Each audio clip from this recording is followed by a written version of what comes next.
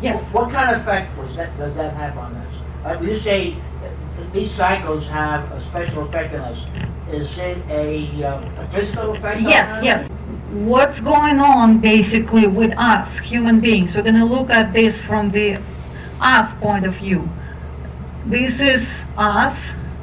We're basically constructed out of liquids, nerve system, bones, etc. But mostly it's the liquids we're talking about, and we filled with the charged particles. And so when a charged particle, like say electron, is placed in a field of gravitational wave, it's gonna oscillate with that frequency of that wave. When it oscillates, it produces oscillating electromagnetic field with that particular frequency. So what it means is that we oscillate, all our particles oscillate with those frequencies. So our bodies have those frequencies in us.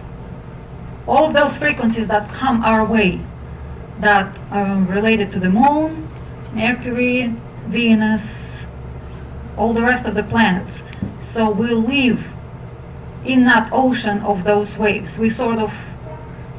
So our body will adjust to it, is that it?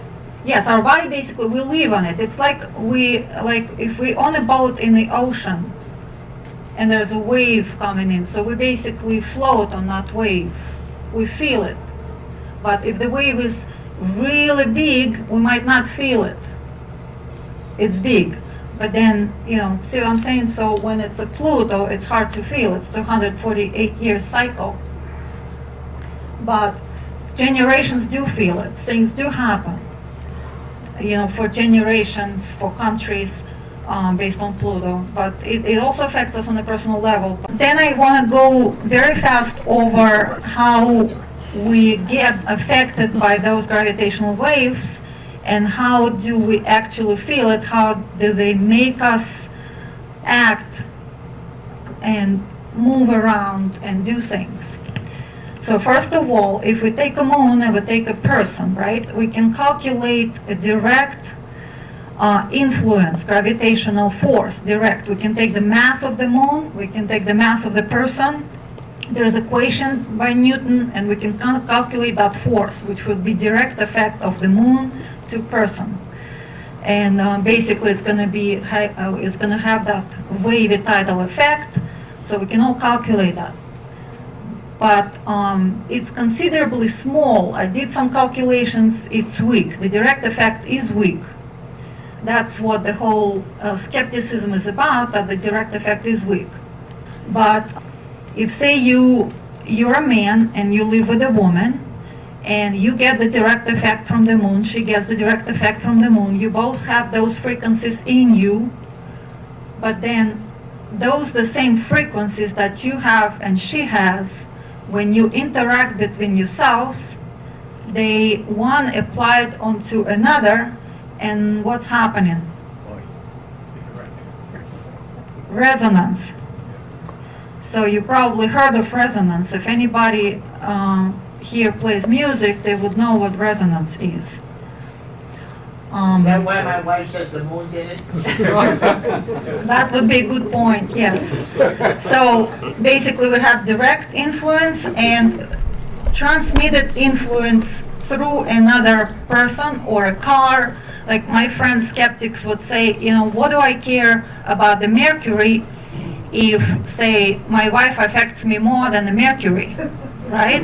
Or the car driving by affects me more than the Mercury, or the tree. And it's true, yes, they're closer. But the thing is, they ride in the same gravitational waves as you are. So once you start interacting, that resonance kicks in. If you don't interact, then nothing might be happening. If you live all by yourself in the woods and no interaction with other people, you interact only with trees, you're going to have less of stress. So I wanted to pay attention to the sun because it's the most massive celestial body that we're affected by, and there is no denial of the effect of the sun. We couldn't live if there wouldn't be for the sun. It gives us warmth, it gives us everything, day and night, so there is no denial of that. We can argue about moon or Mercury, but we can't argue about the sun. Now, what scientists noticed is that planets affect the sun, and the sunspot activity is basically correlates with the planetary cycles, especially Jupiter.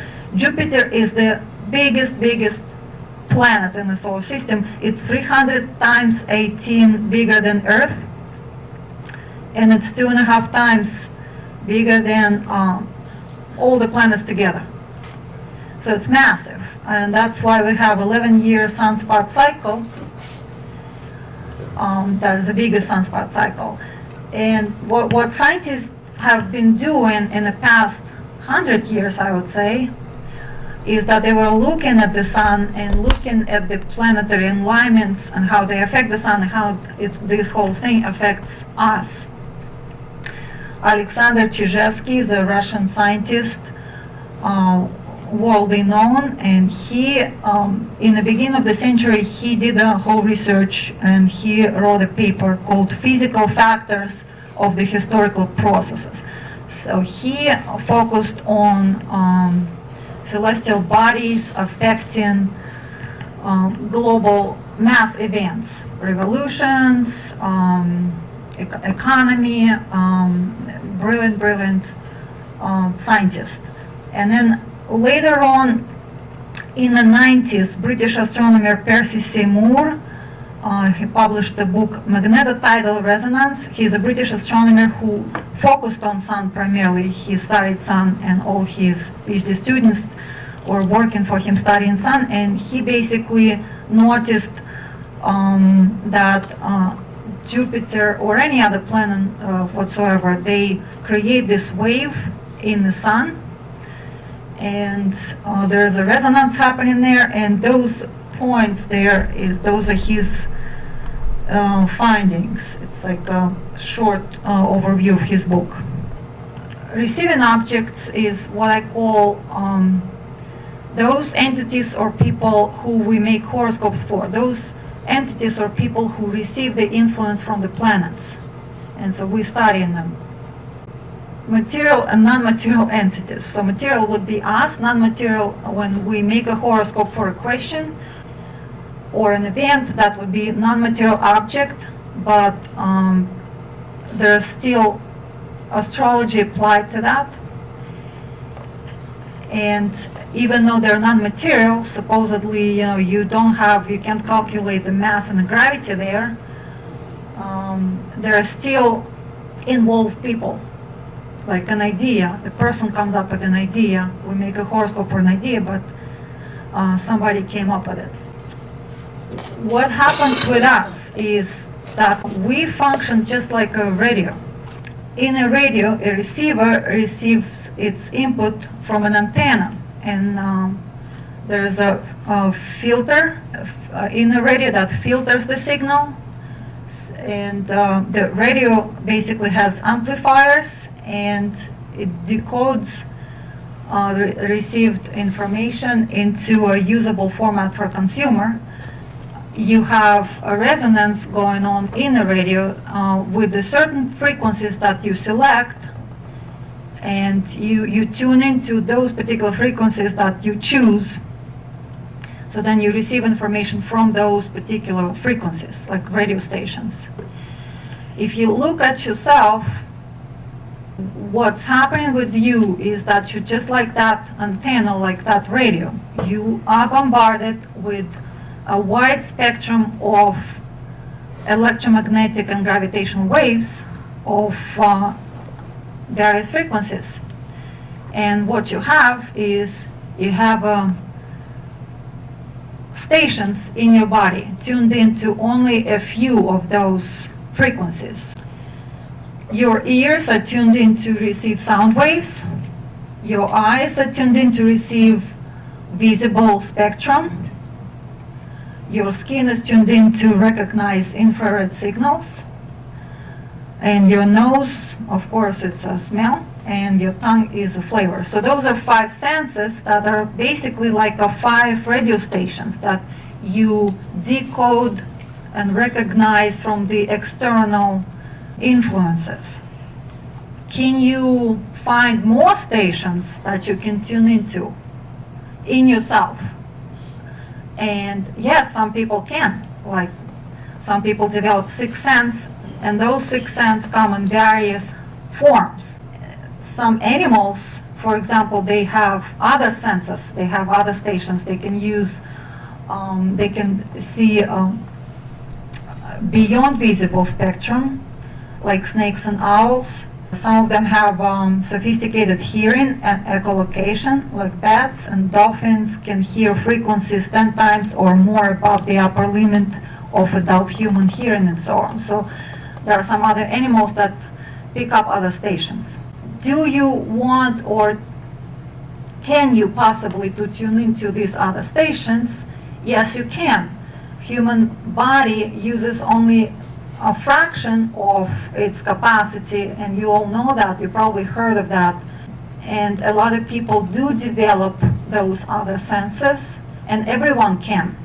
We have intuition that is not one of those 5 senses, but for a lot of people it does work, and we call it gut feeling or psychic powers.